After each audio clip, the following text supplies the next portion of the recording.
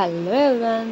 So ఇన్స్టాలో చెప్పా కదా, ఎగ్ పికిల్ కావాలంటే మా యూట్యూబ్ ఛానల్లో చూడండి, ఫుల్ బ్లాగ్ పెడతా అని చెప్పి. సో అదే ఎగ్ పికిల్. ఫస్ట్ ఒక మసాలాలు, ఉప్పు, కారం తీసుకొని లిటిల్ బిట్ వాటర్ ఎందుకంటే మనం డైరెక్ట్గా ఎగ్ వేసేస్తే కారం అనేది మిక్స్ అవ్వకుండా ఉంటుంది. సో కొంచెం వాటర్ వేసుకొని మొత్తం మిక్స్ చేసేసుకుంటే మసాలా మొత్తం అనేది బాగా మిక్స్ అయిపోయింది.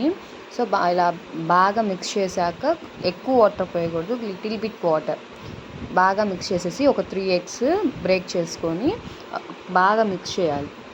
సో ఆ కింద ఉన్న మసాలాలు, కారం, సాల్ట్ అవన్నీ బాగా మిక్స్ అయిపోతాయి. కొంచెం ఎక్కువ మిక్స్ చేసేసి ఒక 2 minutes పక్కన పెట్టుకుంటే సో ఎగ్ అనేది బాగా కలిసిపోయింది. సో బాగా మిక్స్ చేసేసాక ఒక 5 minutes పక్కన పెట్టేయండి. సో ఆ కన్సిస్టెన్సీ అనేది కొంచెం కారం, సాల్ట్ అనేది ఎగ్గుకు పట్టి కలర్ కూడా చేంజ్ అయిపోయింది.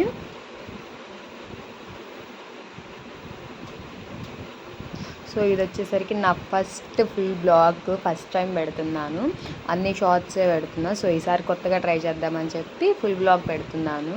ఇలా కన్సిస్టెన్సీకి వచ్చాక కుక్కర్ తీసుకొని కుక్కర్లో వాటర్ క్వాంటిటీ చూసుకొని క్వాంటిటీగా వాటర్ పోసుకొని ఇది పెట్టేసేసి ఒక ప్లేట్ ఖచ్చితంగా ప్లేట్ అనేది పెట్టాలి. ఎందుకంటే ఎగ్ అనేది బాయిల్ అవుతున్నప్పుడు అది కొంచెం ఉబ్బిద్ది. సో అది పెట్టాక ఒక 1 విజిల్, ఎక్కువ కూడా అక్కర్లా, 1 విజిల్ చాలు. ఎందుకు అంటే ఒక 2-3 తీసుకొస్తే ఎగ్ అనేది కింద మాడిపోయిద్ది. సో 1 విజిల్ తీసుకొచ్చి ఆ తర్వాత వేడిగా ఉన్నప్పుడే కుక్కర్లోంచి తీసేయండి. సో ఎందుకంటే ఎగ్ అనేది బౌల్ కాదు, అప్పుడే స్టిక్ అయి ఉండదు. వేడిగా ఉన్నప్పుడు కొంచెం చల్లారాక స్టిక్ అయిపోయింది, అప్పుడు తీయడానికి ఎగ్ అనేది కష్టం అయిపోయింది. సో వేడిగా ఉన్నప్పుడే తీసేసి ఒక ప్లేట్లో జస్ట్ సైడ్న ఒకసారి కట్ చేసేసుకొని ప్లేట్లో పెడితే ఎగ్ కిందకి వచ్చేసింది. సో అలా స్లైడ్స్గా కట్ చేసుకొని తర్వాత ఒక చిన్న స్క్వేర్ షేప్స్లా కట్ చేసేసుకొని ఒక ప్యాన్ తీసుకొని ప్యాన్లో ఆయిల్ వేసుకోవాలి. ఆయిల్ హీట్ అయ్యాక ఆ పీసెస్ అన్నీ దాంట్లో ఫస్టే చెప్తుందని ఎగ్ పీసెస్ అనేది చిన్నగా కట్ చేసుకోవాలి. ఎందుకంటే మనం ఆయిల్లో వేసాక ఆ ఎగ్ అనేది ఆయిల్ని పీల్చేసేసి ఏమైందంటే ఎగ్ అనేది కొంచెం లావుగా వచ్చేసిద్ది. అది కొంచెం ఆయిల్ పీల్చుకోవడం వల్ల ఎక్కువ స్పేస్ వచ్చేసిద్ది. సో అందుకని కొంచెం చిన్న పీసెస్ కట్ చేసుకోవటమే బెటరు. కొంచెం బ్రౌనిష్, మరీ బ్లాక్ అక్కర్లా, కొంచెం ఇలా బ్రౌనిష్ కలర్ వచ్చేసేసాక జస్ట్ ఒక ప్లేట్లో తీసేసుకోవాలి.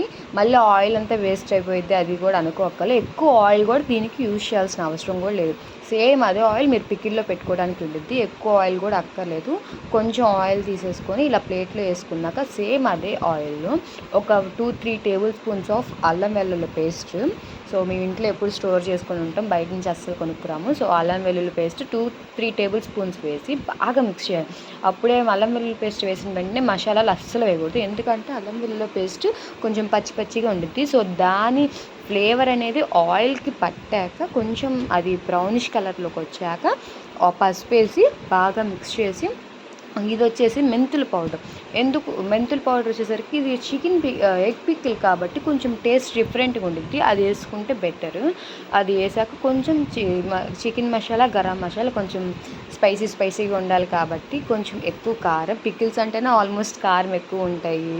సో కొంచెం ఎక్కువ కారం, మీరు ఎంత తినాలనుకుంటే అంత కారం వేసేసుకొని సాల్ట్ వేసేసి బాగా మిక్స్ చేయాలి. దానికి ఉన్న పచ్చి వాసన పోయేదాకా ఆయిల్లోనే ఫ్రై అవుతూ ఉండాలి. ఆ అల్లం వెల్లుల్లి పేస్ట్ అని మనం వేసుకున్న మసాలాలు అవన్నీ.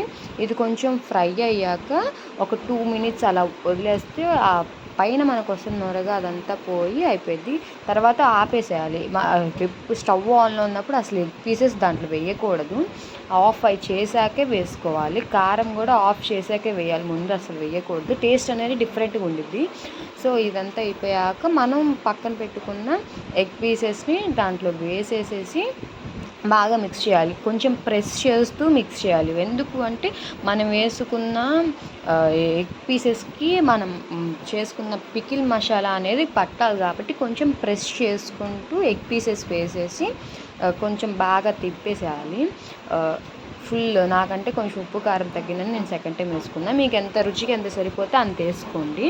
సో కొంచెం బాగా తిప్పేసేసి బాగా ప్రెస్ చేస్తూ గట్టిగా స్పైసీ అనేది మన ఎగ్ పీసెస్కి పట్టాలి. సో ఇలా కొంచెం బాగా వేసేసుకుంటే నిమ్మకాయ రసం అయిపోయింది.